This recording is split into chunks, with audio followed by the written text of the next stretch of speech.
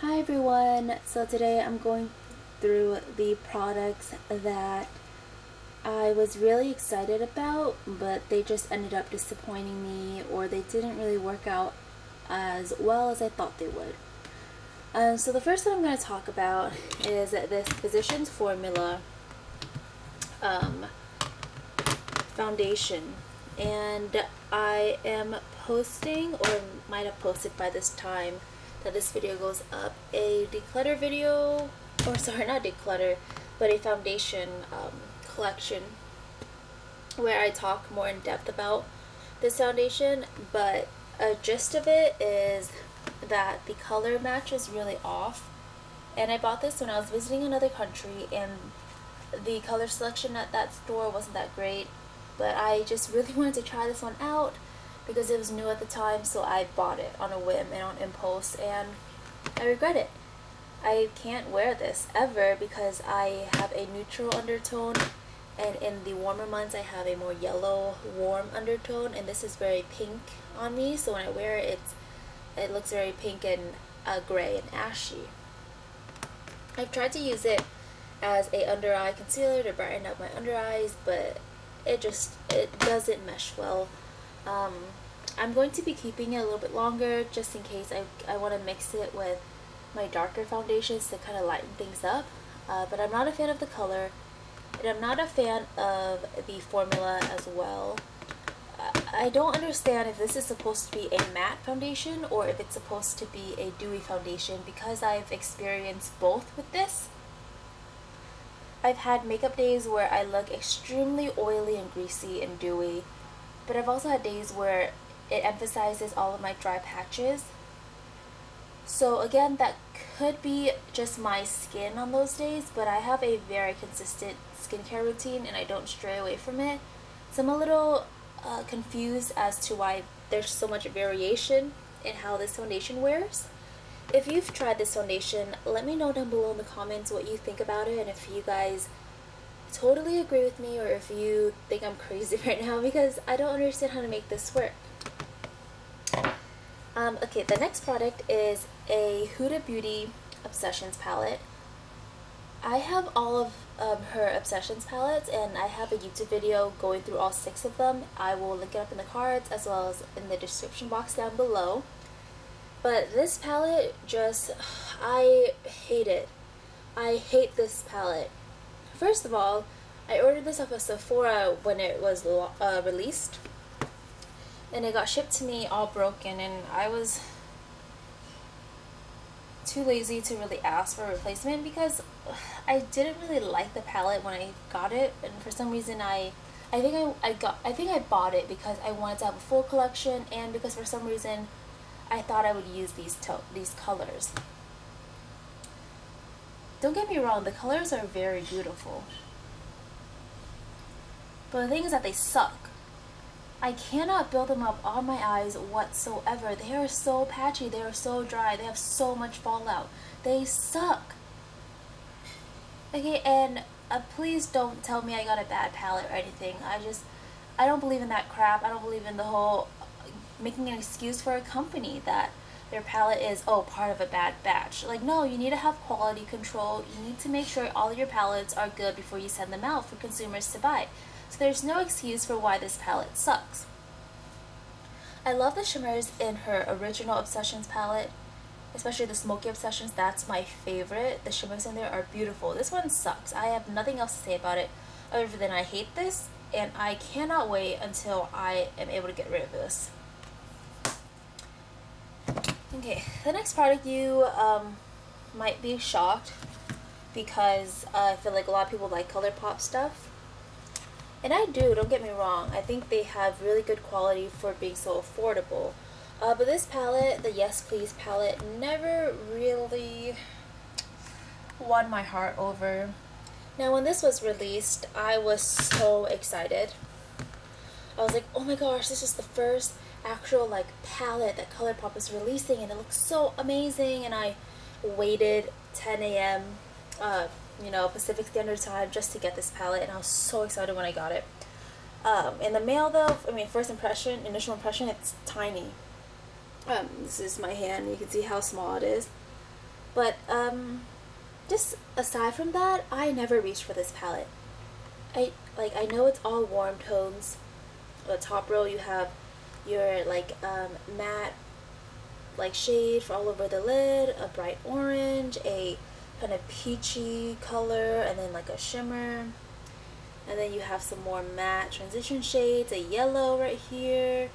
The darkest color is this matte brown. You have some light gold shimmer, another shimmer, yada yada yada. The thing is, if I want a warm look, I'll reach for my Naked Heat palette, or I'll reach for the NYX Ultimate Warm Matte or Warm palette. So I don't reach for this. For some reason, I don't know why, but it's that during the time this was released, yellow was like the pop of color that was really in, and I just got drawn into it having the yellow palette, but I never use yellow on my eyes. It just looks really sickly, if that makes sense. So not to say that the quality on this is bad. I don't want to say that it's horrible quality. It's not. It works okay, not the best, but it works okay. But it's just something I don't reach for it. I don't. Okay, next is something by Miss KatvonD. This is her Shade and Light eye palette. Now, I was really confused because this used to be my favorite palette. Not this one, because this is my second palette of this one, if that makes sense. Originally, I bought this palette when it was still the cardboard packaging, and FYI, I very much prefer the cardboard packaging for some reason. I don't know why, I just like it.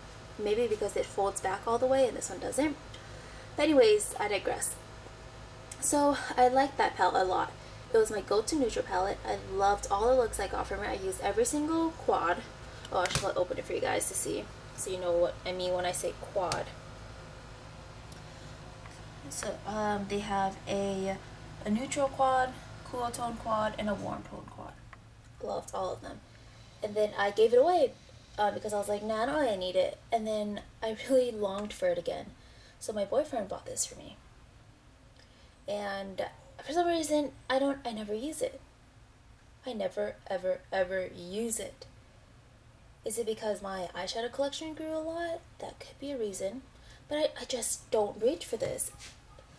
And sometimes I use it and I think, oh, that was lackluster, as if I, could have gotten a better look using any other palette, so I don't find myself being gravitated towards this. I'm just going to keep it short like that. I really don't want to get into any more controversial stuff with KatvonD. Anyways, the last item I think is going to be even a bigger shock for you guys. I don't like the Modern Renaissance by ABH. I really don't. This is also the second time I've owned this. The first time I bought it at Sephora. Loved the shimmers, but hated the berry tones. Hated the like burgundy kind of berry colors. Why is this so hard to open? I hated these colors right here. I hated Red Ochre, Venetian Red, Love Letter. I hated Cyrus Umber. I hated those colors because one, I was also just starting out in makeup, and two, they were so pigmented that they looked horrible on my eyes. There was no way I could wear them to school, to work, anything. So I returned it. I said no, and even the Sephora girl at that time, this is like 2 to 3 years ago, was like, "You're returning Modern Renaissance?" And I'm like, yeah, sorry, but it is just not for me. Anyways, fast forward to a year or two later, one of my friends is selling this palette for like half the price, and I think, you know what, let me give it a try since everyone still loves Modern Renaissance, so I buy it again. So that's why you do see like some pans in here. It's not because I used it, because I still don't really like that shade. It's because I bought it used. And I still don't reach for it, ever. I bought Soft Glam, and I reach for that more than this, definitely. But above both of my ABH palettes, I reach for any other palette more than this. I don't know why. I just think the shimmers in here are not the shimmers I would put all over my lid. I tend to put more of a copper bronzy color, and these are just really light in terms of tone for me. And I know this is an unpopular opinion, and I don't care. I remember posting on my Instagram that I didn't like the Modern Renaissance palette, and I remember a person commenting, well, you know, it sounds like yours is a fake palette. And I mean, I guess that's a valid concern, but you know, I just don't understand why when we have more of like a negative or more like a more criticizing opinion of some makeup, like people have to find excuses. Like, can it, you know what, if it sucks, it's because it sucks, not because you got a bad batch, not because you don't know how to use it properly. Sometimes makeup doesn't work for an individual, and that's fine.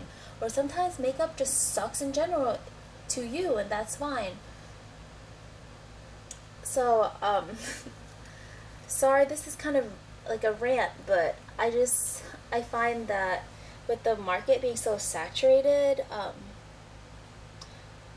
it's like easy to, I don't know, get consumed by all the new makeup that's out there. But just realize that you have makeup already, most likely, and to really kind of take a closer look before you believe someone else's opinion or something, you know? Does that make sense? What I'm trying to say is believe in your own opinion about your makeup. Because I felt like I had to question, like, did my friend sell me a fake palette? But I shouldn't have, you know what I mean? Like, no, I'm pretty sure she got herself the real palette and then sold it to me. Anyways, again, I digress. That is just kind of the gist of all the makeup that I dislike a lot. And yeah, let me know if you guys, you know, like or dislike any of these products as well, and leave a comment down below what makeup you were really excited for but was disappointed in. And don't forget to subscribe. I will put some other videos that I recommend, and as always, I have other information down in the description box below. Let me know how you think I'm doing as a channel or just making videos. I just really enjoy making videos just to talk to you guys. It's more fun to me than writing blog posts or Instagram posts sometimes, just because I get to freely express my opinion. So I will talk to you guys next time.